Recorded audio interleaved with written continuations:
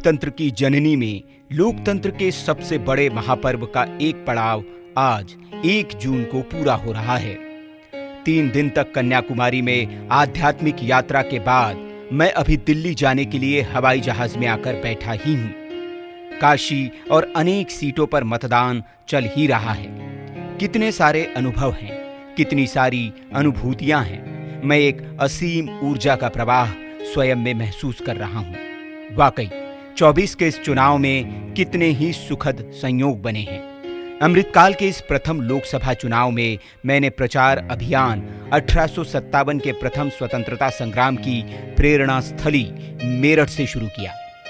मां भारती की परिक्रमा करते हुए इस चुनाव की मेरी आखिरी सभा पंजाब के होशियारपुर में हुई।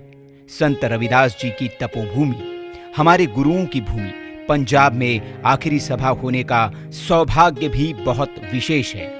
इसके बाद मुझे कन्याकुमारी में भारत माता के चरणों में बैठने का अवसर मिला। उन शुरुआती पलों में चुनाव का कोलाहल मन मस्तिष्क में गूंज रहा था।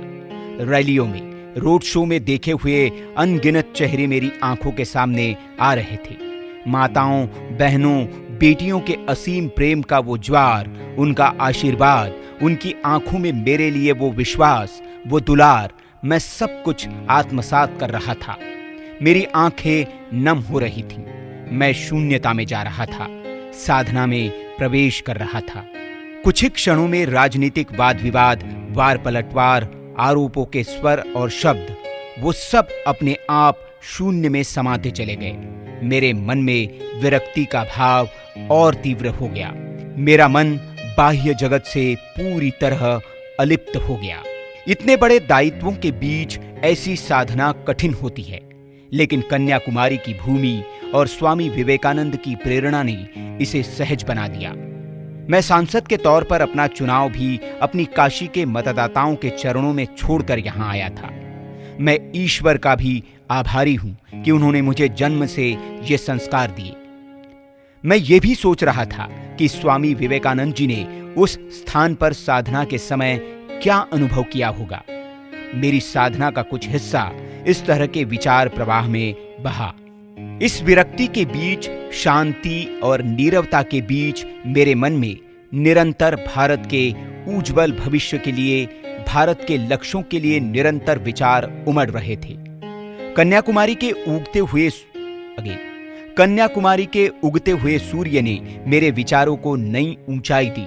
सागर की विशालता ने मेरे विचारों को विस्तार दिया और क्षितिज के विस्तार ने ब्रह्मांड की गहराई में समाई एकात्मता, वननेस का निरंतर एहसास कराया। ऐसा लग रहा था जैसे दशकों पहले हिमालय की गोद में किए गए चिंतन और अनुभव पुनर्जीवित हो रहे हों। साथियों, कन्याकुमारी का यह स्थान हमेशा से मेरे मन के अत्यंत करीब रहा है।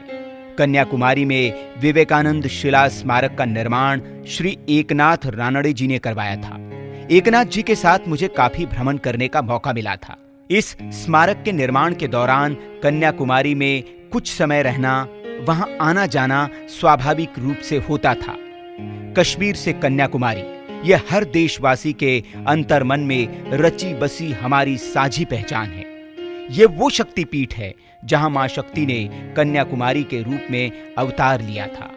इस दक्षिणी छोर पर मां शक्ति ने उन भगवान शिव के लिए तपस्या और प्रतीक्षा की जो भारत के सबसे उत्तरी छोर के हिमालय पर विराज रहे थे।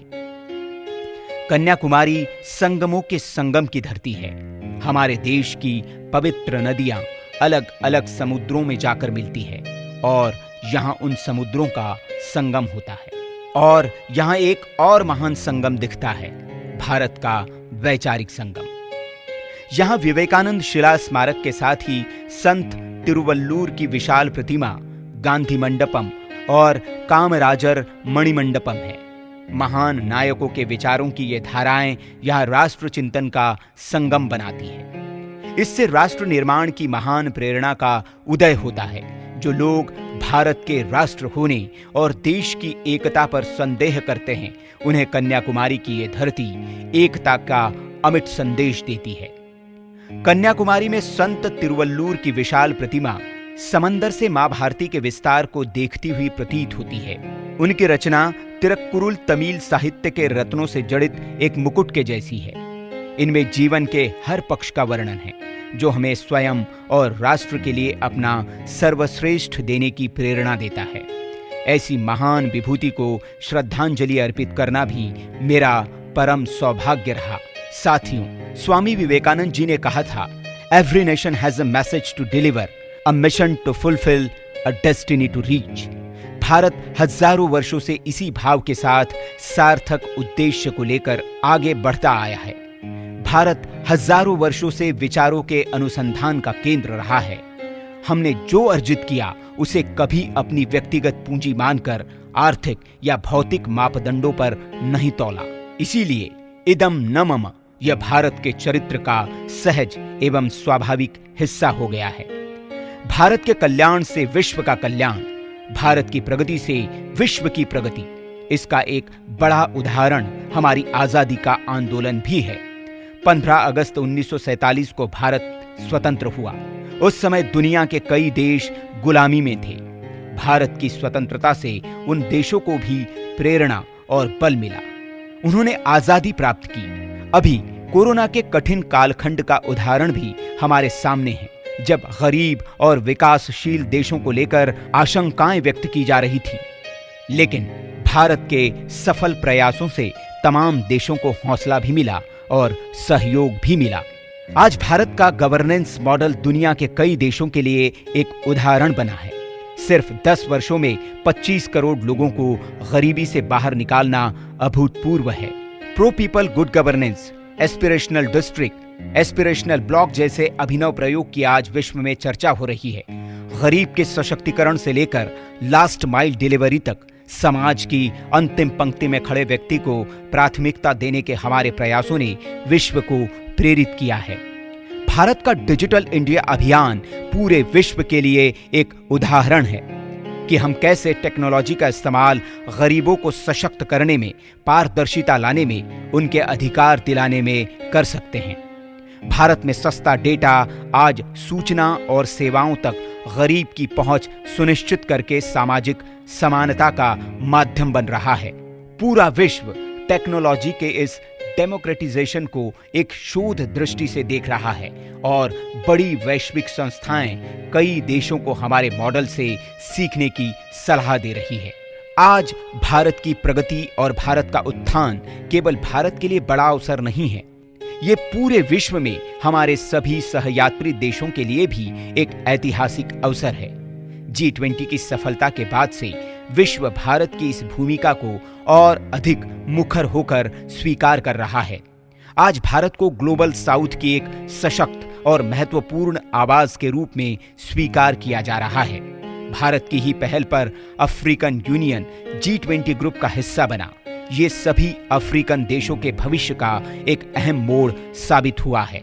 साथियों, नए भारत का ये स्वरूप हमें गर्व और गौरव से भर देता है, लेकिन साथ ही ये 140 करोड़ देशवासियों को उनके कर्तव्यों का एहसास भी करवाता है।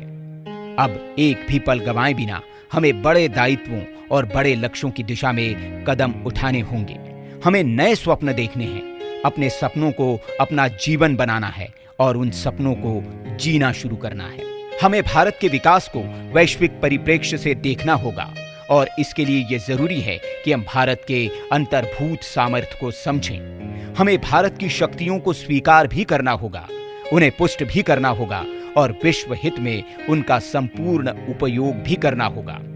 आज की वैश्विक परिस्थितियों में युवा राष्ट्र के रूप में भारत का सामर्थ्य हमारे लिए एक ऐसा सुखद संयोग और सुअवसर है जहां से हमें पीछे मुड़कर नहीं देखना है। 21वीं सदी की दुनिया आज भारत की ओर बहुत आशाओं से देख रही है और वैश्विक परिदृश्य में आगे बढ़ने के लिए हमें कई बदलाव भी करने होंगे। हमें रिफॉर्म को लेकर हमारी पारंपरिक सोच को बदलना होगा। भारत रिफॉर्म को केवल आर्थिक बदलाव तक सीमित नहीं रख सकता है। हमें जीवन में हर क्षेत्र में रिफॉर्म की दिशा में आगे बढ़ना होगा। हमारे रिफॉर्म 2047 के विकसित भारत के संकल्प के अनुरूप भी होने चाहिए। हमें यह भी समझना होगा कि किसी भी देश के लिए रिफॉर्म कभी एकाकी प्रक्रिया नहीं हो सकती। इसलिए मैंने देश के लिए रिफॉर्म, परफॉर्म और ट्रांसफॉर्म का विजन सामने रखा। रिफॉर्म का दायित्व नेतृत्व का होता है। उसके आधार पर हमारी ब्यूरोक्रेसी परफॉर्म करती है और फिर जब जनता जनार्दन इससे जुड़ जाती है तो ट्रांसफॉर्मेशन होते हुए देखते हैं। भारत को विकसित भारत बनाने के लिए हमें श्रेष्ठता को मूल भाव बनाना होगा। हमें स्पीड, स्केल, स्कोप और स्टैंडर्ड्स चारों दिशाओं में तेजी से काम करना होगा। हमें मैन्युफैक्चरिंग के साथ साथ क्वालिटी पर जोर देना होगा। हमें जीरो डिफेक्ट, जीरो इफेक्ट के मंत्र को आत्मसात करना होगा। साथियों, हमें हर पल इस बात पर गर्व होना चाहिए कि ईश्वर ने हमें भारत भूमि में जन्म दिया है। ईश्वर ने हमें भारत की सेवा और इसकी शिखर यात्रा में हमारी भूमिका को निभाने के लिए चुना है। हमें प्राचीन मूल्यों को आधुनिक स्वरूप में अपनाते हुए अपनी विरासत को आधुनिक ढंग से पुनर्परिभाषित करना होगा। हमें एक राष्ट्र के रूप में पुरानी पड़ चुकी सोच और मान्यताओं का परिमार्जन भी करना होगा। हमें हमारे समाज को पेशेवर निराशावादियों के दबाव से, प्रोफेशनल पेसिमिस्ट के दबाव से बाहर निकलना है। हमें याद रखना है, नकारात्मकता से मुक्ति सफलता की सिद्धि तक पहुंचने के लिए पहली जड़ी बूटी है। सकारात्मकता की गोद में ही सफलता पलती है। भारत की अनंत और अमर शक्ति के प्रति मेरी आस्था, श्रद्धा और विश्वास भी दिन प्रतिदिन बढ़ते जा रहे हैं। मैंने पिछले 10 वर्षों में भारत के इस सामर्थ्य को और ज्यादा बढ़ते देखा है और ज्यादा अनुभव किया है। जिस तरह हमने 20वीं सदी के चौथे 5वें दशक को अपनी आजादी के लिए प्रयोग किया, उसी तरह 21वीं सदी के इन 25 वर्षों में हमें विकसित भारत की नींव रखनी है। स्वतंत्रता संग्राम के समय देशवासियों के सामने बलिदान का समय था। आज बलिदान का नहीं, निरंतर योगदान का समय है।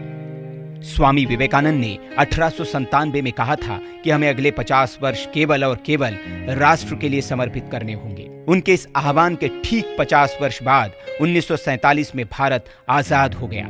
आज हमारे पास वैसा ही स्वर्णिम अवसर है। हम अगले 25 वर्ष केवल और केवल राष्ट्र के निर्माण के लिए समर्पित करें। हमारे ये प्रयास आने वाली पीढ़ियों और आने वाली शताब्दियों के लिए नए भारत की सुदृढ़ नींव बनकर अमर रहेंगे।